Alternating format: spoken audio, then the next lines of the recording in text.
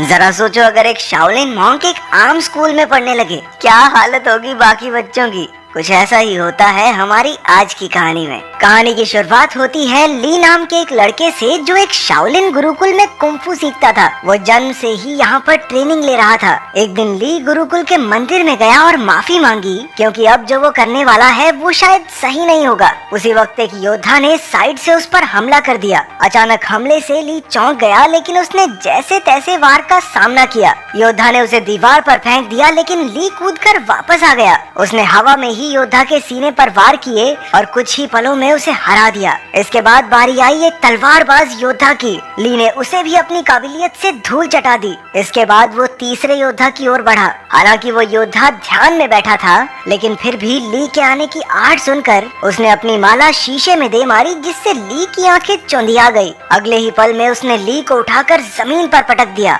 योद्धा बस जीतने ही वाला था कि ली फिसल कर बच गया और फिर दोनों में जबरदस्त लड़ाई शुरू हो गई। अंत में जीत ली की ही हुई। फिर वो मंदिर में सर झुकाकर बाहर चला गया। गुरुकुल के टीचर ने उसे बताया कि परीक्षा में उसने सबसे ज्यादा हुनर दिखाया है, इसलिए उसे शहर के नए स्कूल में जाने का मौका मिलेगा। शहर में वो 3 लोगों के परिवार के साथ रहेगा, जिसमें 2 बच्चे और एक उनका पिता है। वो आदमी दरअसल एक साइंटिस्ट है जो गुरुकुल के टीचर को जानता था। इसके बाद ली नए शहर की ओर रवाना हो गया। नए स्कूल में एक 15 साल का लड़का फैंग था, जो टाइकोंडो का खिलाड़ी था। उसकी छोटी बहन शैन शैन अपने भाई से बेहद प्यार करती थी। स्कूल के टाइकोंडो क्लब को लैन संभालती थी। वो फैंग के मुकाबले देखकर उसे उसकी कमियां बताती थी, ताकि वो और बेहतर हो सके। लैन का भाई तो एक नंबर का पेटू था। उसे हर वक्त खाने के सिवा कुछ नहीं सूझता था। वो चारों अच्छे दोस्त थे और आसपास ही रहते थे। दरअसल ली लैन के घर ही रहने आने वाला था। उनके पिता डॉक्टर हैन कड़ी मेहनत से काम में जुटे थे। उसकी पत्नी कई साल पहले गुजर गई थी, तो अब वो काम में मस्त रहता था। वो एक खास डिवाइस तैयार कर रहा था, जिस पर शहर के गुंडों की नजर थी। डॉक्टर हैन ने बच्चों को कॉल किया, पर लैन खुश नहीं थी, क्योंकि उसके पिता कभी घर ही नहीं आते थे। डॉक्टर हैन ने जल्द ही आने का वादा किया और उन्हें एक तोहफा खोलने को कहा, जो उसने घर पर भिजवाया था। असल में उस डब्बे में वही डिवाइस था जो वो गुंडे चुराना चाहते थे। तभी ली ने दरवाजा खटखटाया और लैन उसे अंदर ले आई। वो उसे उसका कमरा दिखाने ले गई और उधर उसके पिता को गुंडों ने बंदी बना लिया। उस गैंग के लीडर लैरी ने डॉक्टर हैन को धमकाकर उससे वो डिवाइस मांगा। डॉक्टर हैन ने कहा कि ऐसा तो कोई डिवाइस है ही नहीं। उसने बताया कि वो तो एआई टेक्नोलॉजी पर काम कर रहा है, जिससे कि उसके बच्चे अपनी माँ की आवाज वाले रोबोट से बात कर सकें। लेकिन लैरी को उस पर विश्वास नहीं हुआ। उसने सीसीटीवी फुटेज से पता लगाया कि वो डिवाइस तो डॉक्टर हैन के घर जा चुका है। फिर लैरी के 2 चेलों ने आगे बढ़कर डिवाइस चुरा कर लाने का जिम्मा ले लिया। स्लॉपी और फिस्ट काफी खुश थे, क्योंकि गुंडे बनने के बाद ये उनका पहला मिशन था। उन दोनों ने अजीबोगरीब कपड़ों से भेष बदला और लैन के घर के बाहर जाकर खड़े हो गए। उनमें से एक ने रात को अंदर घुसने का फैसला किया, लेकिन फिर दूसरा कहने लगा कि बच्चों ने स्कूल चले ही जाना है, दिन में चुरा लेंगे भाई, क्या हो गया। घर में ली नए शहर के तौर तरीके सीख रहा था। उसने लैन को टाइकोंडो मैच देखते हुए देखा, तो उसे भी ये खेल दिलचस्प लगा। रात को जब वो ध्यान में बैठा, तो यू की वीडियो गेम की वजह से उन दोनों में बहस छिड़ गई। लेकिन जल्द ही दोनों मिलकर वीडियो गेम का मजा उठाने लगे। उधर लैन ने अपने कमरे में जब वो तोहफे का डिब्बा खोला, तो उसमें एक पांडा की चेन निकली। वो नहीं जानती थी कि दरअसल ये पांडा वो पेन ड्राइव है, जिसके पीछे वो गुंडे कब से पड़े हैं। जब लैन ने बटन दबाया, तो पांडा ने उसे पासवर्ड रखने को कहा। तभी लैन ने कहा कि कैसा पासवर्ड, और अनजाने में यही पासवर्ड सेट हो गया। फिर पांडा को ऑन करने पर उसे पता चला कि उसमें उसकी माँ की आर्टिफिशियल इंटेलिजेंस वाली आवाज है। अगली सुबह ली यू और लैन के साथ स्कूल के पहले दिन के लिए निकल पड़ा। उन दोनों गुंडों ने बच्चों को बाहर जाते देखा और अपने प्लान को अंजाम देने का फैसला किया। लेकिन तभी उनमें से एक की नजर उस पैंडा की चेन पर पड़ी, जो लैन ने अपने बैग से टांग रखा था। अब उन्होंने लैन से वो डिवाइस छीनने का प्लान बनाया। रास्ते में लैन ने ली को फैंग से मिलवाया। उसी वक्त एक गुंडे ने चुपके से की चेन चुरा ली और वहाँ से भाग गया। तभी ली ने उसे देख लिया और अपनी फुर्ती दिखाते हुए उसने गुंडे को झट से पकड़ लिया। तभी फैंग भी उसका साथ देने आ गया और दोनों ने मिलकर उस गुंडे की खूब धुलाई की। लेकिन वो गुंडा अब भी नहीं माना और एक बार फिर से पैंडा चुरा कर भाग निकला। अब की बार उन सभी दोस्तों ने मिलकर उसे कचरे के डब्बे में फिट करके सड़क से लुढ़का दिया। फिर स्कूल में ली की क्लास के बच्चे एक शाओलिन योद्धा को देखकर हैरान रह गए। वो उससे पूछने लगे कि क्या कभी वो शादी कर सकता है। वो उससे उल्टे पुल्टे सवाल पूछने लगे। तुम कभी शादी कर सकते हो क्या? भाई कुंफू करके दिखा दे भाई। एक बार दिखा दो। हाँ एक भाई एक बार कुंफू करके दिखा दे भाई, मजा आ जाएगा।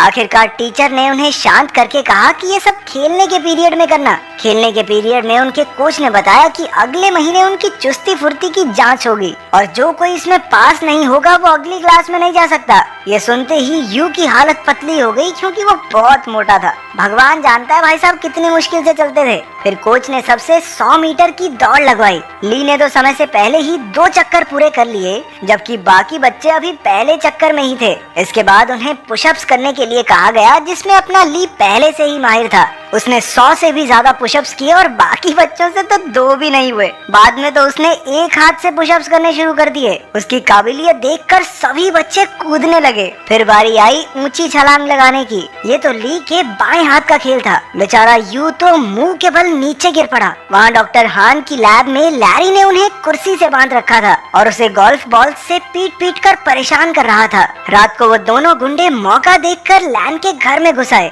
तभी ली की नजर उन पर पड़ गई और वो एक खिलौने के पीछे छिपकर उन्हें डराने लगा, लेकिन उन्होंने जल्द ही उसे देख लिया और मौका देखकर उस पर हमला कर दिया। जब लैन वहाँ पहुंची तो गुंडों ने पैंडा चुरा लिया और फरार हो गए। ली ने लैन और यू को सारी कहानी बताई, लेकिन उन दोनों को लगा कि वो मजाक कर रहा है। इसके बाद हम देखते हैं कि वो दोनों गुंडे अपने मुंह में गोल्फ बॉल्स भरकर लेटे हुए थे। असल में उन्होंने गलती से पैंडा की चेन की जगह वैसा ही दिखने वाला एक परफ्यूम चुरा लिया था। लैरी को एक खास डिवाइस 3 दिन के अंदर किसी कंपनी को बेचना है और इसीलिए अब उसे बेचैनी होने लगी। उसने बड़े गुस्से में उन दोनों गुंडों की गोल्फ बॉल से निशाना लगाया और उन्हें धमकाकर जल्द से जल्द वो खास डिवाइस लाने का ऑर्डर दे दिया। अगले दिन स्कूल में सारे बच्चे फैंग का टाइकोंडो मुकाबला देख रहे थे। वहीं यू और शैन शैन पीछे बैठी 2 बदसूरत लड़कियों के बारे में बातें करने लगी। ये लड़कियां कोई और नहीं बल्कि वो दोनों गुंडे ही थे जो भेष बदल कर वहाँ आए थे। उन्हें लैन के बैग पर वो पैंडा दिखाई दिया और दोनों उसे चुराने के लिए सही मौके का इंतजार करने लगे। उसी वक्त ली ने फैंग को एक मुकाबले की चुनौती दी।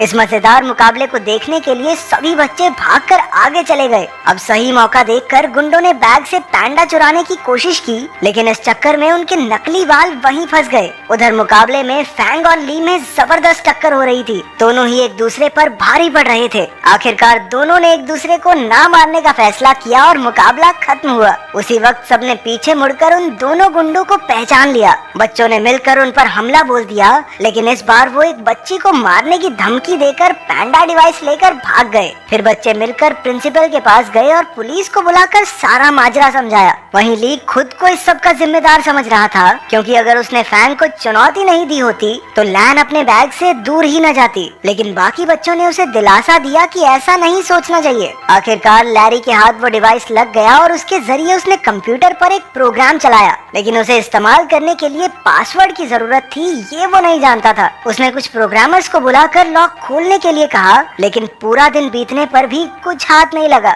अब लैरी के गुस्से की सभी हदें पार हो गई थी। तभी उसने डॉक्टर हैन के फोन पर उसकी बेटी का मैसेज देखा। लैन चाहती थी कि उसके पिता उसके जन्मदिन के लिए कल घर आ जाएं। लैरी ने डॉक्टर हान की तरफ से कल पार्टी में पहुंचने का वादा कर दिया। अगले दिन लैन और उसके दोस्त जन्मदिन की पार्टी की तैयारी कर रहे थे। बाकी सब लैन को घर में अकेला छोड़कर उसके लिए तोहफे लेने गए। तभी लैन को उसके पिता का मैसेज मिला कि वो घर के बाहर आ गया है, लेकिन जैसे ही वो बाहर निकली उसे किसी ने अगवा कर लिया और गाड़ी में डालकर ले गया। उसी वक्त ली और उसके दोस्तों ने लैन को वैन में देखा और अपनी साइकिल्स लेकर उसका पीछा करने लगे। अंत में सब डॉक्टर हान की लैब में पहुंचे और लैन को ढूंढने लगे। वहीं लैरी और उसके बिजनेस पार्टनर में बहस छिड़ी हुई थी, क्योंकि लैरी उस खास डिवाइस को कल बेचने वाला था, लेकिन अब तक उसे उसका पासवर्ड तो पता नहीं। अब लैरी गुस्से में लैन के गले पर चाकू रखकर उससे पासवर्ड पूछने लगा। लैन ने जवाब दिया, कैसा पासवर्ड? और उसी वक्त वो प्रोग्राम चालू हो गया। बाहर शुरुआत वाले दोनों गुंडे अड्डे की रखवाली कर रहे थे।